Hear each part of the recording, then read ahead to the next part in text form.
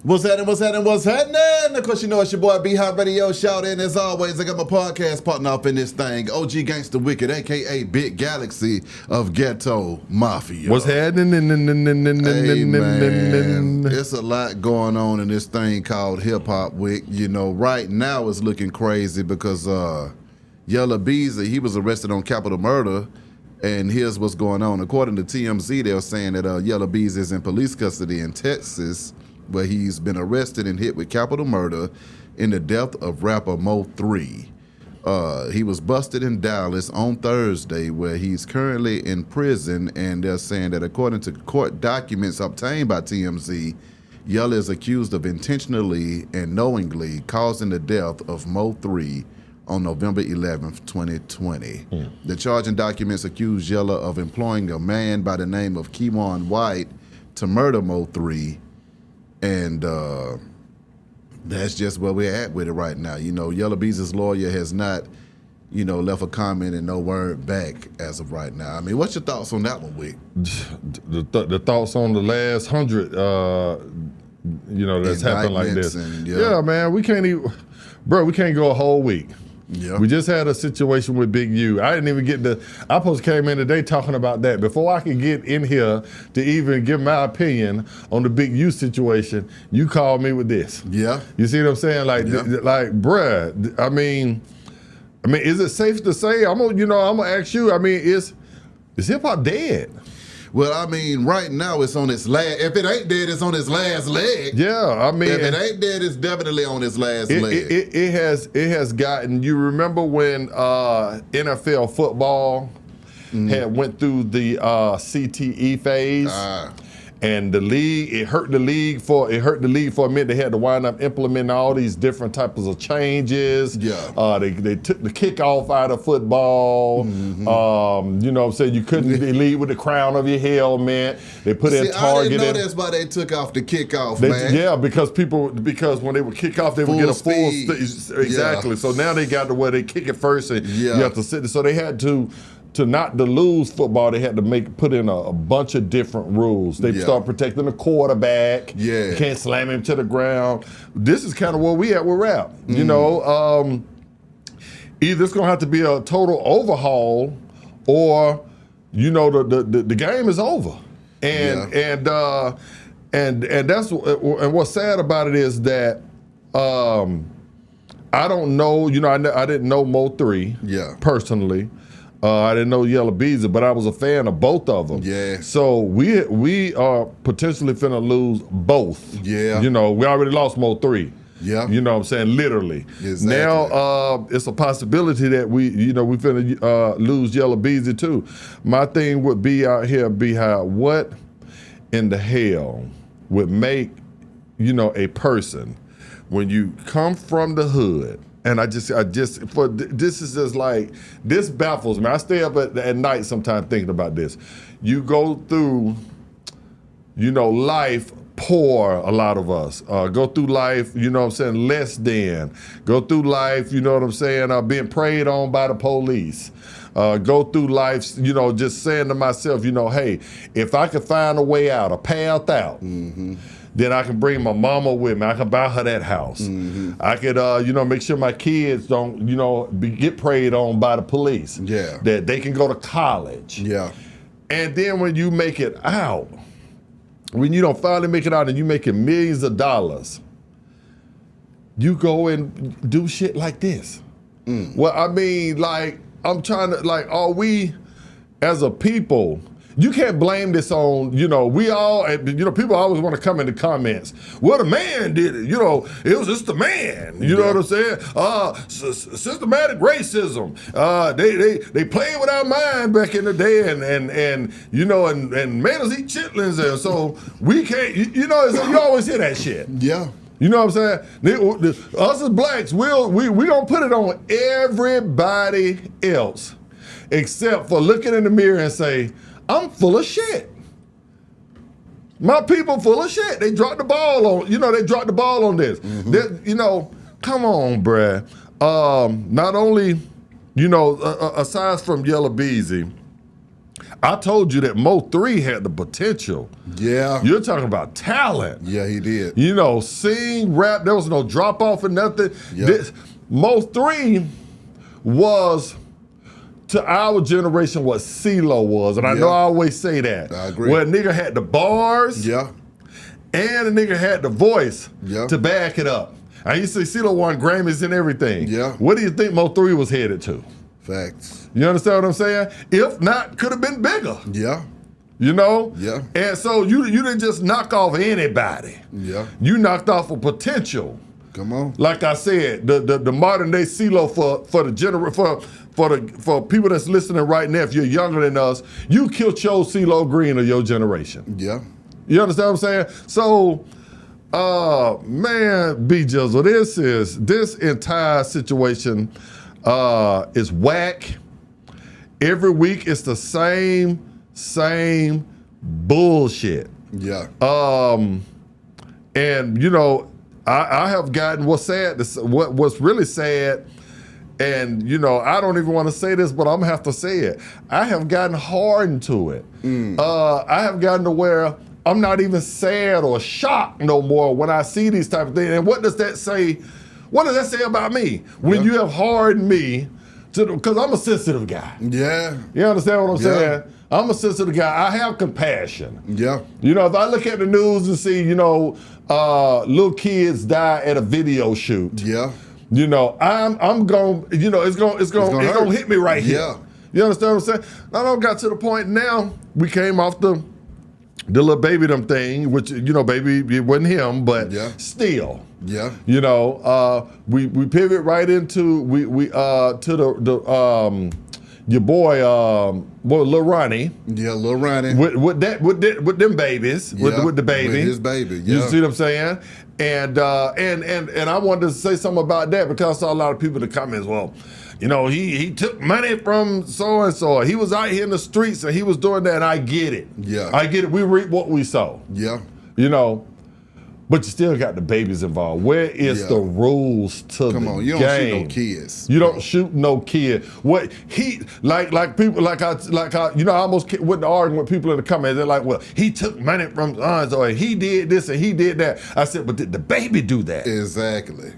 So you keep saying what he did. Yeah. Did the 5-year-old do that? Come on.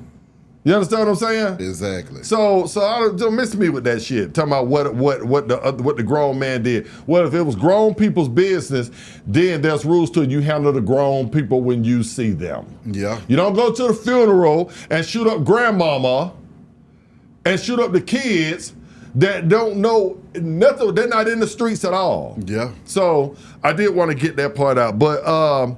Yeah, with this Mo3 situation, it's whack. Now, when it comes to Yella Beezy and Mo3, you know I had both of them on the show too back in the day when they was jumping off the porch, and both of them were, you know, outstanding artists, and they literally between Mo3, Yella Beezy, and Trap Boy Freddy had the ability to put Dallas on a map as a home for hip hop to take this culture forward. From where they was from their standpoint, because they were bubbling, and Dallas hadn't had a movement like that until them boys started coming out of there in a long time. Correct. So when Mo3 passed, it was like, damn. Like you said, a talented guy being washed away. Then in the same breath, you know, you saw Yella Beezy kind of stand back, you know, because we don't know if Yella had anything to do with it. Right now, Correct. he is being charged with it, but we don't know for sure until he's found guilty of anything if he had anything to do with it. Right. But that's still, with them having a feud going on at that time, it stalled his career as well, to where he had to kind of step back and be like, you know what? I can't be out here like that. Right. And that kind of messed up everything that was going on in Dallas as far as the hip-hop fan base and them, where they could be. Right now, with these RICOs and all of these murder for hire plots and stuff hitting hip-hop, I mean, the hip-hop police out here working. Right. They're working hard. Right. And they cleaning up the streets. Right. So if you got your hands in anything that is illegal right now, you might want to take your hands out of it. You see what I'm saying? And that's where my mind is at now. It's like, hey, we got to change our ways, like you was talking about earlier. It's like, hey, man, what would make you still want to be in the streets after you done touched $1 million in the game? Right. Why you can't just turn your back to that and find ways to give back to that situation? Right. You know, because a lot of times, too, when it comes to a lot of these artists, it might not necessarily be them. It might be the extra folks around. Correct. Like we say all the time with Drake and Kendrick. Right.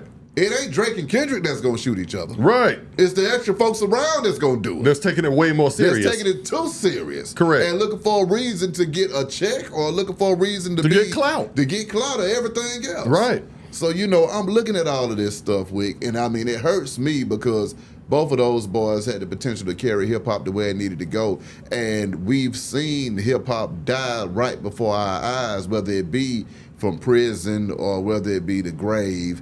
And it's literally, is it art imitating life or life imitating art? Where we at with it? I think that, and I'm gonna have to say this, and this hurts. Us OGs have a hand to play in this. What? And my mother, Beverly Barber, you know, Uncle Charles, them, they used to tell me, back in the day, say the music that you putting out, Wick, and the people like you, the other great artists that we put up on a pedestal, that are talking to this culture, this gangster death culture. You guys may not feel the wrath of it, but the kids are listening. The next generation that comes, that are looking up to you right now for inspiration. That are impressionable. They hearing the message. And they're gonna take that message a step even further when they get older. So now we sitting here at 40 and 50 years old and we saying, well, I don't know where they got this from. Well, go back and listen to the old Ghetto Mafias and old Ghetto Boys and old, you know what I'm saying, so-and-so and so, and the list goes on. And I'm not saying it's just one particular person. I'm saying we contributed in this by setting a bad example back in the day with a lot of these kids. That's why you always, when you sit here and you say Goody Mob was one of the greatest, it was because of the message. They can, you know, they can right now to this day hold their head high and say, well, you know what? I didn't contribute to this. Can a lot of the other artists from my era do the same? You understand what I'm saying? And I'm not sitting here saying that I pulled a trigger of this or I did this or I did that. But if I was one of the people that was selling kilos of cocaine or crack to the hood, then those crack babies are gonna come up and be the same motherfuckers that robbed my house. The same people that have told AR-15s that may kill my son. The same kids that'll come up. I sold crack, it's perpetual, it goes around, it's a circle. I sell crack to the community, to the kids. These women have the babies, the crack babies. Now I have a baby, it might not even be a crack baby. But now my son has to, or my daughter has to walk around with an AR-15 to deal with the crack babies that I help. Great, but in the same breath, that's a whole nother level of it all. You can't blame the soundtrack to it as the reason. I ain't said that's the only reason. I said we still have to contribute. I said we contributed to it. Still some, you know, poverty going on around here. Absolutely. But I'll say, I didn't say I take full blame. You know what I'm saying? Don't say I'm trying to remix what I said. You know what I'm saying? No, I'm saying that, you know, our generation, we failed the young kids too, and we have to, you know, look at ourselves in the mirror. We still got 40, 50-year-old rappers that are still doing the same type of music.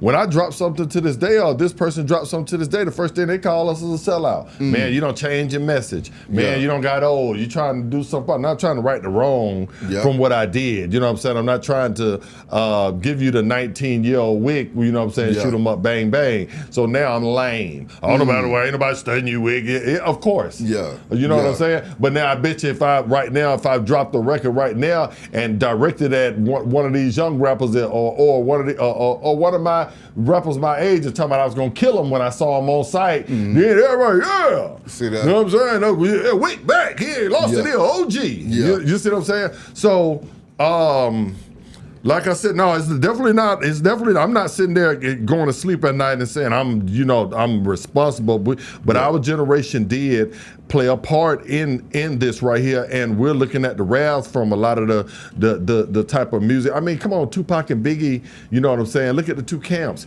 Yeah. You don't think that these young kids are going back and looking at that and how that whole beat play that set the tone. Yeah, that set the tone. Yeah.